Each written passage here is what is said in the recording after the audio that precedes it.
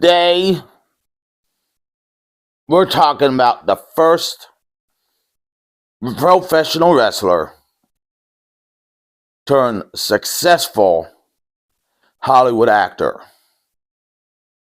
Now you're going, that's Tor Johnson. It's not Tor Johnson. It is Woody Strode. Now you're going, who the fuck is Woody Strode? Now, for those of you who know your movies from the 50s and 60s and 70s, you might remember Woody Strode. He was in a lot of westerns and was in Spartacus and the Ten Commandments. For those of you who are millennials or later, you might know absolutely nothing because you don't watch old movies. Because you don't like old things.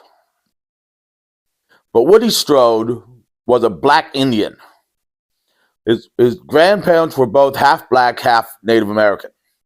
So he was black Native American. And in the 30s, he played for UCLA and was part of the infamous Gold Dust Trio in UCLA and tied USC in the Rose Bowl. And he was playing professional football for the All-American Conference when he was drafted in World War II. And he spent the war dropping bombs over Guam and playing football. Because if you're an athlete and you're you're a good athlete, you go into the Army, you will spend your years in the Army playing that sport. That's how it's always been. When he got out, he became one of the first two black men to play in the NFL, playing for the Los Angeles Rams. Now you're like, well, when the fuck did he wrestle? Well, he started wrestling in 1946. A long, long time ago in a galaxy far, far away. His first opponent was, of course, Chewbacca. No, his first opponent was not Chewbacca, but you get the point. It was 1946. And he wrestled periodically from 46 to 52. Before wrestling full-time from 52 to 62. Including wrestling Gorgeous George, who was the big headliner in the 50s. For those who don't know who Gorgeous George is, look him up. You need to know who Gorgeous George is if you're a wrestling fan. He was one of the first big characters of wrestling. And you need to know who he is. I might have to do next week's wrestling video on Gorgeous George if enough of you say, I don't know who the fuck Gorgeous George is. Anyways, in the 50s, he also started acting. And his career originally it was small parts. But in the Ten Commandments, he was hired as a slave. Well, he was hired to play a slave. I should have put that way. He was hired to play a slave, but they didn't have anyone to play the Ethiopian king, so he was also hired to play the Ethiopian king.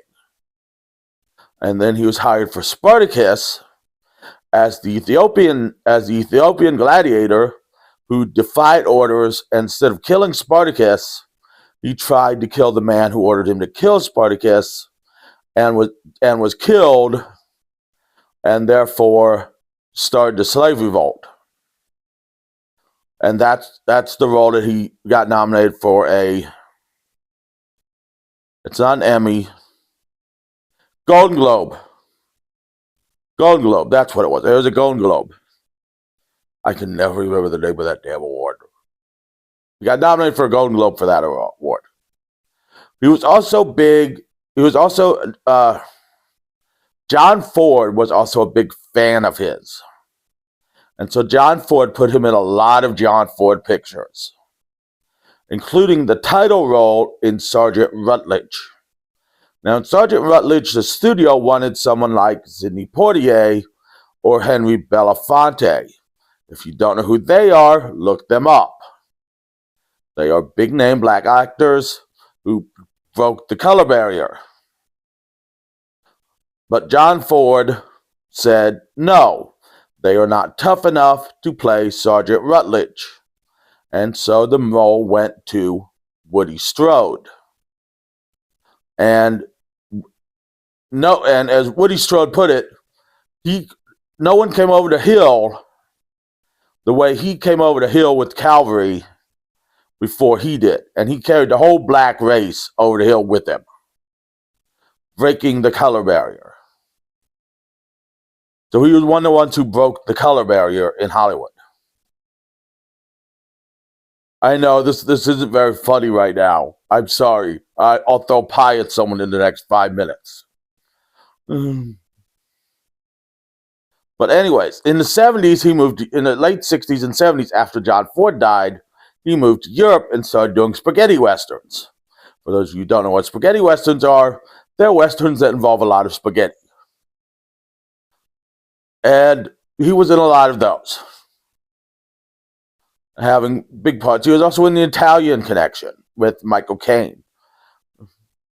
Was that Michael Caine in The Italian Connection, or was that... I think it was Michael Caine in The Italian Connection. I could be, if I'm mistaken. It might have been Steve McQueen, though. I'm not sure. I could never tell those two apart. I think they might have been both in The Italian Connection. I'm not sure. But anyways. So he was in that. His final movie was The Quick and the Dead. Which, for those of you who remember The Quick and the Dead, remember it is not a good movie. It is not a good movie by any means. But he was in that. But he died before it came out, and the movie is dedicated to him. The character of Woody in Toy Story is actually named after Woody Strode. So that's pretty much the first wrestler who really made a name for himself in Hollywood was a black Indian named Woody Strode, who did westerns. He's in the pro wrestling. He's in the Western Hall of Fame. He's in the Black Filmmakers Hall of Fame. And he was billed when wrestling in the 50s and 60s as the Pacific champion, the Pacific Gold Coast champion, and the Black Pacific Gold Coast champion. So now you learned something, and you can go back to watching fetish videos of feet on the internet.